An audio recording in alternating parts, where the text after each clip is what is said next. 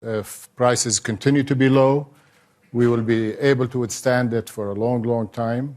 Obviously, we don't hope for that, but we're prepared for it.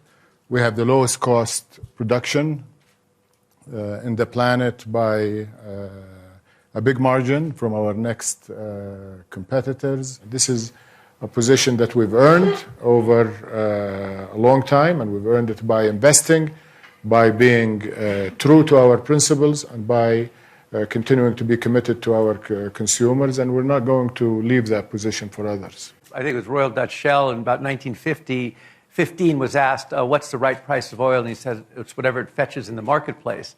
And so this is the marketplace is saying this, but there is an oversupply and the question of demand that's overhanging at the same time. So there's two things coming together. And as you suggested, this is an unusual situation because the price of oil is walking arm in arm with the questions about the Chinese economy. The imports still very strong on the oil side, but the demand is a bit weak.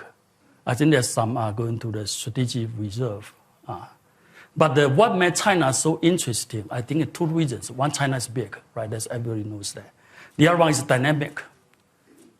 It comes up very quickly and also go down very quickly.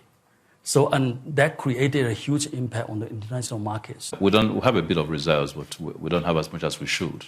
Infrastructure hasn't been very well developed, so this does hit us quite hard. But we're amongst those who are very optimistic that 2016 will end ultimately with better price for oil.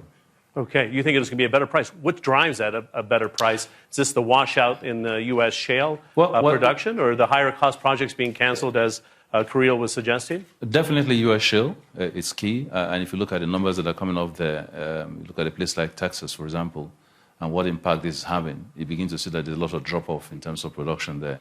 At the end of the day, there must be a bottom line point at which production no longer makes sense for them.